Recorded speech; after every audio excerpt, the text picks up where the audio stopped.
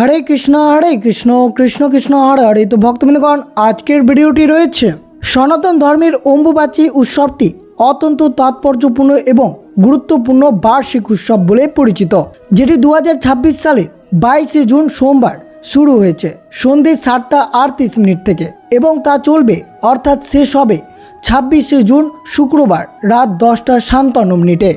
অম্বুবাচীর কথা উঠলে সবার আগে মনে পড়ে আসামের নীলাচল পাহাড়ে বুকে অবস্থিত সিদ্ধিপীঠ কামাখ্যা মন্দিরের কথা।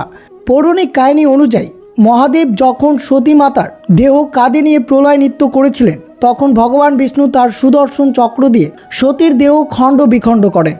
সেই 51 পীঠের মধ্যে কামাখ্যা দেবীর যোনি বা গর্ভদ্বার পতিত হয়েছিল। আশ্চর্যের বিষয় হচ্ছে, এই মন্দিরে দেবীর কোনো মূর্তি নেই, আছে শুধু একটি যোনি আকৃতির পাথর, যেখান থেকে সর্বদা প্রকৃত জলধারা প্রবাহিত হয়। কিন্তু অম্বুবাচীর এই 3 দিন সেই জলধারার রং অদ্ভুতভাবে লাল হয়ে যায়। অনেকেই বিশ্বাস করেন এটি দেবীর রজস্বালা হওয়ার প্রতীক। এই 3 দিন মন্দিরের দরজা সম্পূর্ণ বন্ধ থাকে এবং চতুর্থ দিন অর্থাৎ 26শে জুন শুক্রবার মহা ধুমধামের সঙ্গে দেবী দর্শন শুরু করে। প্রথমেই জেনে নেওয়া যাক অম্বুবাচী কী। অম্বুবাচী শব্দের অর্থ হলো অম্বু মানে জল এবং বাচী মানে প্রস্ফুটিত অর্থাৎ বৃদ্ধি পাওয়া।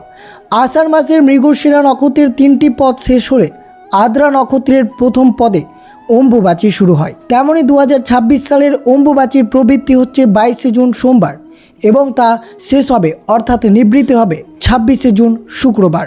এই 3 দিন যে সকল ভক্তরা এই অম্বুবাচী ব্রতটি পালন করবেন, তারা অবশ্যই শ্রবণ করেছিলেন যে কোন কোন খাবার এই শুভ দিনে খাওয়া উচিত নয়। আজকের ভিডিওটিতে আলোচনা করা হবে এই অম্বুবাচী চলাকালীন 3 দিন আপনারা কোন কোন খাবার গ্রহণ করতে পারবেন, অর্থাৎ 22শে জুন, 23শে জুন, 24শে জুন, 25শে জুন এবং 26শে জুন। এই 3 দিন আপনারা কোন কোন খাবার গ্রহণ করবেন এই অম্বুবাচী চলমান। যদি এই সব খাবারগুলো গ্রহণ করেন তাহলে ব্রতটি সুসম্পন্ন থাকবে এবং মাতা দেবীর কৃপায় আপনার পরিবারে সুখ সমৃদ্ধি এবং ইতিবাচকে ভরে আসবে। সকলের মনস্কামনা পূরণ হবে দেবী মা কামাখ্যার কৃপায়। তো অবশ্যই ভিডিওটি আপনারা শুরু থেকে শেষ পর্যন্ত ভক্তি সহকারে শ্রবণ করবেন। আর চ্যানেলে নতুন হয়ে থাকলে দয়া করে চ্যানেলটিকে সাবস্ক্রাইব করবেন, লাইক করবেন, কমেন্টে ভক্তি ভালোবাসার শ্রদ্ধা দিয়ে জয় মা কামাখ্যা দেবীর জয় লিখে দিতে ভুলবেন না। ভিডিওটি অবশ্যই শুরু থেকে শেষ পর্যন্ত ভক্তি সহকারে শ্রবণ করুন। বাংলার প্রবাদে রয়েছে, কিসের বার কিসের তিথি, আষাঢ়ের 7 তারিখে অম্বুবাচী। অম্বুবাচী হলো আমাদের ধরিত্রী মায়ের বা পৃথিবীর বিশ্রামের সময়। যেমন একজন নারীর শরীরে নতুন সন্তান জন্ম দেওয়ার জন্য একটি বিশেষ চক্রের মধ্যে দিয়ে যায়, ঠিক তেমনই বর্ষার শুরুতে মাটি বা পৃথিবী নতুন ফসলের নতুন সৃষ্টির জন্য নিজেকে প্রস্তুতি করেন। সনাতন ধর্মে বিশ্বাস করা হয় যে আষাঢ় মাসের এই নির্দিষ্ট 3 দিন দেবী পৃথিবীর ঋতুমতী হন। যেহেতু এই সময় ধরিত্র মা বিশ্রামে থাকেন, তাই এই 3 দিন এমন কোনো কাজ করা হয় না যাতে মাটির আঘাত লাগে এবং কষ্ট হয়। যেমন মাটিতে কোদল চালানো বা লাঙল দেওয়া বারণ, গাছ লাগানো, বীজ পোতা, মাটি খোঁড়া বারণ। এছাড়াও কৃষিকাজ বন্ধ রাখা হয়। সহজ কথায় অম্বুবাচী হলো প্রকৃতির প্রতি ভালোবাসা এবং নতুন ফসলের ফলানোর আগে মাটিকে একটু বিশ্রাম দেওয়ার একটি সুন্দর প্রথা। একই সাথে এটি নারী এবং সৃষ্টির ক্ষমতাকে সম্মান জানানোর জন্য একটি বার্ষিক উৎসব পালিত হয়ে থাকে এই অম্বুবাচী উৎসব, যেটি আসামের নীলাচল পাহাড়ের বুকে এই অবস্থিত সিদ্ধিপীঠ কামাখ্যা মন্দিরে এই অম্বুবাচী মেলাটি অত্যন্ত ধুমধামের সাথে উৎসবটি হয়ে থাকে। অনেক ভক্ত প্রশ্ন করেছেন, প্রভু অম্বুবাচীর 3 দিন জল কেন লাল হয়? প্রতি বছর আষাঢ় মাসের 7 তারিখে এই অম্বুবাচী শুরু হয়, যেখানে কামাখ্যা মন্দিরের পাশ দিয়ে বয়ে চলা ব্রহ্মপুত্রের নদীর জল এবং মন্দিরের ভেতরে ঝর্ণার জল 3 দিনের জন্য একদম লাল হয়ে যায়। কিন্তু কেন? সনাতন ধর্মে বিশ্বাস করা হয় যে এই 3 দিন মাতা ধরিত্রী বা দেবী কামাখ্যা ঋতুমতী হন। এটি হলো তার বিশ্রামের সময়। দেবীর রজস্বালা হওয়ার প্রতীক হিসেবে জলের রং লাল হয়ে যায়, তা অত্যন্ত শুভ এবং অলৌকিক বিষয়। অম্বুবাচীর সময় কামাখ্যা মন্দিরের সবচেয়ে কাঙ্ক্ষিত বস্তু হলো এর প্রসাদ। অবাক করার বিষয় হলো, এখানে প্রসাদ হিসেবে কোনো মিষ্টি বা ফল দেওয়া হয় না, দেওয়া হয় এক টুকরো লাল কাপড়। একে বলে অম্বুবাচী বস্ত্র বা রক্ত বস্ত্র। অম্বুবাচী শুরু হওয়ার আগেই মন্দিরের পুরোহিতরা দেবী পাথরটিকে একটি ধবধবে সাদা কাপড় দিয়ে ঢেকে দেন। এরপর 3 দিন মন্দিরের দরজা সম্পূর্ণ বন্ধ থাকে। চতুর্থ দিন যখন দরজা খোলা হয় তখন দেখা যায় সেই সাদা কাপড়টি দেবীর আশীর্বাদে সম্পূর্ণ লাল রঙের হয়ে গেছে। এই লাল কাপড়ের টুকরোটিকে পরম পবিত্র বলে মনে করা হয়। বিশ্বাস করা হয় যে এই বস্ত্র যার কাছে থাকে তার কখনোই কোনো অমঙ্গল হতে পারে না। এটি তাবিজের মতো কাজ করে। ভক্তরা এই পবিত্র বস্ত্র সযত্নে নিজেদের ঠাকুর ঘরে ক্যাশ বাক্সে বা মানি ব্যাগে রেখে দেন।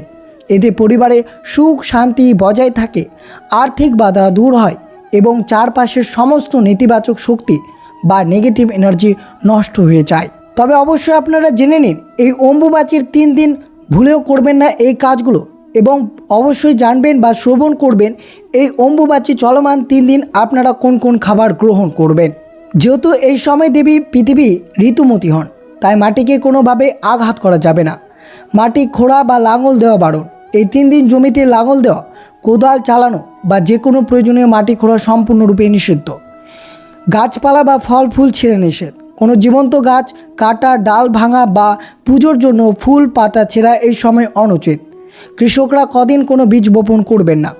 বিশেষ করে মনে রাখবেন এই সময় সম্পূর্ণরূপে আপনারা পুজোর ফুল বা তুলসী পাতা অর্পণ করবেন না। প্রাচীনকালের সময় গৃহত্যাগ বা দূরযাত্রা করা নিষিদ্ধ ছিল, কারণ এই সময় মাটি খুঁড়ে বা কষ্ট দিয়ে কোনো কাজ করা পৃথিবীর প্রতি অসম্মান হিসেবে দেখা হয়। অম্বুবাচীর প্রথম দিন রান্না করা খাবার পরের দিন খাওয়া হয়, যাকে অনেক সময় বা অনেক জায়গায় আরন্ধন বা উনুনের আগুন না জ্বালানো বলা হয়। বিশেষ করে বিধবা মহিলারা এবং অনেক ভক্ত এই 3 দিন আগুনে রান্না করা কোনো খাবার বা অন্ন গ্রহণ করেন না। মাটির তলার সবজি নিষেধ। আলু, মূলো, গাজর বা কচুর মতো যেসব সবজি মাটির নিচে জন্মায় এই 3 দিন সেগুলো খাওয়া থেকে বিরত থাকতে হবে। তবে অবশ্যই শ্রবণ করবেন, তাহলে এই অম্বুবাচী চলমান 3 দিন আমরা কি কি খাবার গ্রহণ করতে পারবো তা অত্যন্ত শুভ হতে পারে। এর আগে অবশ্যই বাড়ির ঠাকুর ঘরের পুজোর নিয়মের পরিবর্তন। সবচেয়ে বড় পরিবর্তনটি আসে আমাদের বাড়ির ঠাকুর ঘরে। এই 3 দিন ভগবানের আরাধনার পদ্ধতি সম্পূর্ণ বদলে যায়। অম্বুবাচী শুরু হওয়ার আগে ঠাকুর ঘরের সমস্ত দেবদেবীর মূর্তি এবং ছবি একটি পরিষ্কার লাল কাপড়ে ঢেকে দিতে হবে। এই 3 দিন দেবদেবীকে কোনো ফুল নিবেদন করা, ধূপ ধুনো দেখানো বা আরতি করা হয় না। ঠাকুর ঘরে শঙ্খ বাজানো, ঘণ্টা বাজানো বা জোরে জোরে কোনো মন্ত্র পাঠ করা সম্পূর্ণরূপে নিষিদ্ধ। তাহলে পুজো কিভাবে করবেন? এই 3 দিন এই সময় শুধু মনে মনে ইষ্ট দেবতার নাম জপ করতে হবে, নীরবে কীর্তন করতে হবে। দেবীকে কোনোভাবেই বিরক্ত করা বা তার বিশ্রামে ব্যাঘাত ঘটানো যাবে না। অবশ্যই শ্রবণ করলেন অম্বুবাচী চলমান 3 দিন আপনারা কোন কোন ক্রিয়াকলাপগুলো করবেন না। এবার অবশ্যই জেনে নেবেন অম্বুবাচীর এই 3 দিন আপনারা কি কি খাবার গ্রহণ করবেন। 5টি সম্পূর্ণ শুদ্ধ ও পবিত্র খাবারের নাম আপনারা অবশ্যই শ্রবণ করবেন। এই খাবার গ্রহণ করলে তা আপনার ব্রতটি সম্পূর্ণরূপে সম্পূর্ণ হবে। যেহেতু এই অম্বুবাচী চলমান, বিশেষ করে বয়স্করা বা ভক্তরা এই 3 দিন উনুনে আগুন জ্বালিয়ে কোনো গরম খাবার গ্রহণ করেন না। তাহলে প্রশ্ন হলো, এই 3 দিন শরীর সুস্থ রাখতে এবং নিয়ম মেনে আমরা কি কি খাবার খেতে পারি। আজ আমি আপনাদের এমন 5টি অত্যন্ত পবিত্র ও পুষ্টিকর খাবারের কথা বলবো, যা অম্বুবাচীর এই 3 দিন খেলে আপনার নিয়ম অটুট থাকবে এবং শরীরে পাবে ভরপুর শক্তি। তাই অবশ্যই শ্রবণ করুন। প্রথমে যে খাবারটি রয়েছে তা হচ্ছে চিড়ে বা দই। চিড়ে এমন একটি খাবার যা তৈরি করতে এই 3 দিন আপনাকে কোনো উনুনে বা আগুন জ্বালাতে হয় না। সামান্য জলে ভিজিয়ে রাখলে এটি খাওয়ার জন্য প্রস্তুতি। যেহেতু অম্বুবাচী চলমান, উনুনে খাবার গ্রহণ করা সম্পূর্ণরূপে নিষিদ্ধ, তাই আপনারা চাইলে চিড়ে বা দই গ্রহণ করতে পারেন। দ্বিতীয় খাবার মৌসুমি ফল। দ্বিতীয় খাবারটির কথা বলবো তা হলো প্রকৃতির আশীর্বাদ, মৌসুমি ফল। অম্বুবাচীর সময় যেহেতু মাটির তলায় কোনো সবজি, আলু, মূলো তোলা বা খাওয়া নিষেধ, তাই গাছের ডাল থেকে পাওয়া হলো সবচেয়ে শুদ্ধ আহার। আষাঢ় মাসেই মানে আম, কাঁঠাল, লিচু আর কলার ভরা মরশুম। তাই অম্বুবাচী চলমান টানা 3 দিন যারা কঠিন নিয়ম পালন করবেন তারা এই ফলমূল গ্রহণ করতে পারেন। তৃতীয় খাবার সাবুদানা বা সাবু মাখা। আমাদের তালিকায় তৃতীয় খাবারটি হলো সনাতন ধর্মের উপবাস বা ব্রতের অন্যতম প্রধান আহার, সাবু বা সাবুদানা। কেন খাবেন? সাবুদানা সম্পূর্ণ নিরামিষ। অম্বুবাচীর দিনগুলোতে সাবু জলে বা দুধে ভিজিয়ে রেখে তার সাথে কলা, সন্দেশ বা সামান্য মধু মিশিয়ে সাবু মাখা তৈরি করে এই অম্বুবাচী চলমান অর্থাৎ 3 দিন এই খাবার গ্রহণ করতে পারেন। এর জন্য কোনো রান্নার প্রয়োজন হয় না। সাবুদানা খেলে আপনার শরীরে ক্লান্তি বা দুর্বলতা আসে না। তাই অবশ্যই অম্বুবাচী চলমান এই 3 দিন আপনারা সাবুদানা গ্রহণ করতে পারেন। চতুর্থ খাবার রয়েছে মুড়ি গুড়। গ্রাম বাংলা থেকে শুরু করে শহরের প্রতিটি ঘরে অত্যন্ত পবিত্র মুড়ি বা আখের গুড় পাওয়া যায়। অম্বুবাচীর সময় হালকা অথচ পেট ভরানো খাবার সন্ধান থাকলে তা হলো মুড়ি হলো সেরা বিকল্প। এর আগে থেকে তৈরি করা থাকে, তাই নতুন করে রান্নার কোনো দরকার নাই। গুড়ের মধ্যে প্রচুর পরিমাণে আয়রন থাকে, যা এই অম্বুবাচী চলমান আপনাদের শরীরে শক্তি বা ক্লান্তি দূরীভূত হবে। তা অবশ্যই আপনারা অম্বুবাচী চলমান উনুনে খাবার তৈরি না করে বা উনুন খাবার গ্রহণ ত্যাগ করে আপনারা মুড়ি বা গুড় গ্রহণ করতে পারেন। পঞ্চম খাবারটি হচ্ছে দুধ বা সন্দেশ। এটি অত্যন্ত পবিত্র এবং দেবদেবীর প্রিয় নৈবেদ্য দুধ বা সন্দেশ। দুধকে সনাতন ধর্মের সাত্ত্বিক বা সবচেয়ে শুদ্ধ আহার হিসেবে ধরা হয়। অম্বুবাচীর দিনগুলোতে যেহেতু ঠাকুর ঘরে দেবদেবীকে অন্নভোগ দেওয়া যায় না, তাই এই অম্বুবাচী চলমান 3 দিন আপনারা দুধ বা ছানার তৈরি মিষ্টি বা সন্দেশ দিয়ে ইষ্ট দেবতাকে মানসিক ভোগ নিবেদন করতে পারেন।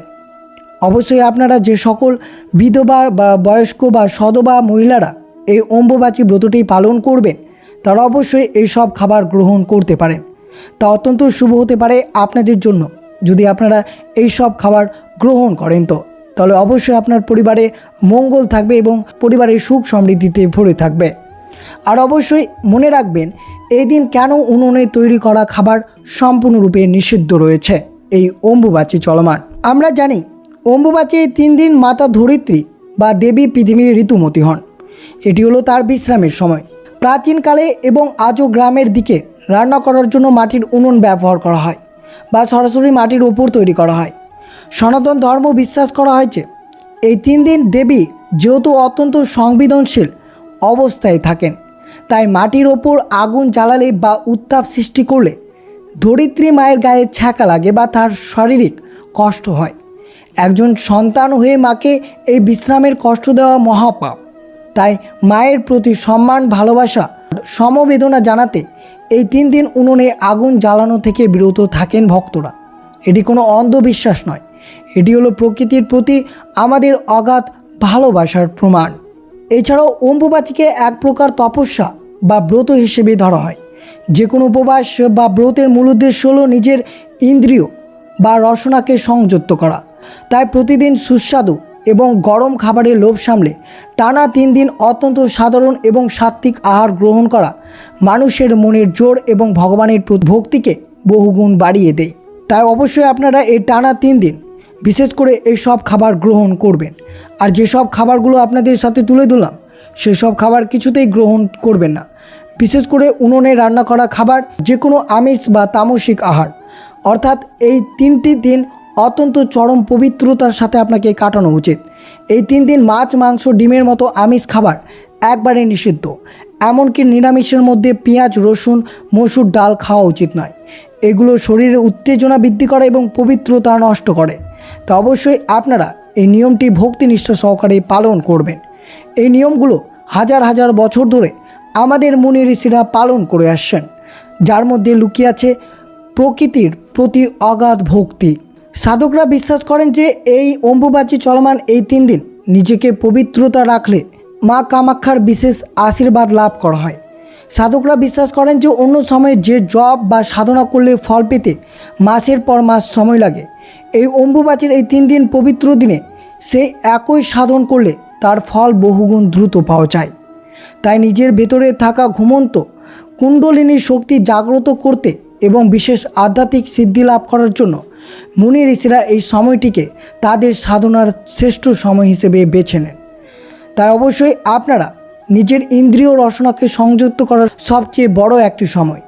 গরম সুস্বাদু খাবারের মোহ ত্যাগ করে শুধুমাত্র ঈশ্বরের চিন্তায় নিজেকে মগ্ন রাখা হলো প্রকৃতি ঋষির লক্ষণ। এই ব্রত পালনের মাধ্যমে তারা কাম, ক্রোধ এবং লোভের মতো সংশয়গুলোকে জয় করার সাধনা করতেন। আর সর্বশেষে মুনি ঋষিরা জানতেন যে ঈশ্বর শুধুমাত্র স্বর্গেই থাকেন না, তিনি এই প্রকৃতির প্রতিটি অণু পরমাণুতে বিরাজমান। তাই এই 3 দিন কোনোভাবেই মাটিকে আঘাত করা যাবে না। এই 3 দিন আপনারা অবশ্যই ভক্তিনিষ্ঠ সহকারে এই ব্রতটি পালন করুন আর অবশ্যই এই খাবারগুলো গ্রহণ করতে পারেন। তা অত্যন্ত শুভ হতে পারে আপনাদের জন্য। আর অবশ্যই আজকের দিনে শ্রবণ করবেন এই অম্বুবাচীর ব্রত কথাটি, যেটি শ্রবণ করলে আপনাদের সকল মনস্কামনা পূর্ণ হবে। সনাতন শাস্ত্রে অম্বুবাচী নিয়ম কানুন পালনের পর এই ব্রত কথা শ্রবণ না করলে এই পবিত্র ব্রতের সম্পূর্ণ ফল লাভ হয় না। তাই আমরা অবশ্যই আজকের দিনে শ্রবণ করব এই অম্বুবাচীর ব্রতকথা, এর মাহাত্ম্য শ্রবণ করি। কথিত আছে, প্রাচীনকালে এক গ্রামে দুই পরিবার বাস করত। এক পরিবারের গৃহকর্ত্রী ছিলেন অত্যন্ত অহংকারী, আর অন্যজন ছিলেন দরিদ্র কিন্তু দেবী কামাক্ষার পরম ভক্ত। আষাঢ় মাসের 7 তারিখে অম্বুবাচী শুরু হলে দরিদ্র ভক্ত নারীটি অত্যন্ত নিষ্ঠার সাথে ব্রত পালন শুরু করলেন। তিনি মাটির উনুনে আগুন জ্বালালেন না, ফলমূল খেয়ে কাটালেন এবং ধরিত্রী মাকে একটু কষ্ট না দিয়ে সর্বদা ইষ্টদেবীর নাম জপ করতে লাগলেন।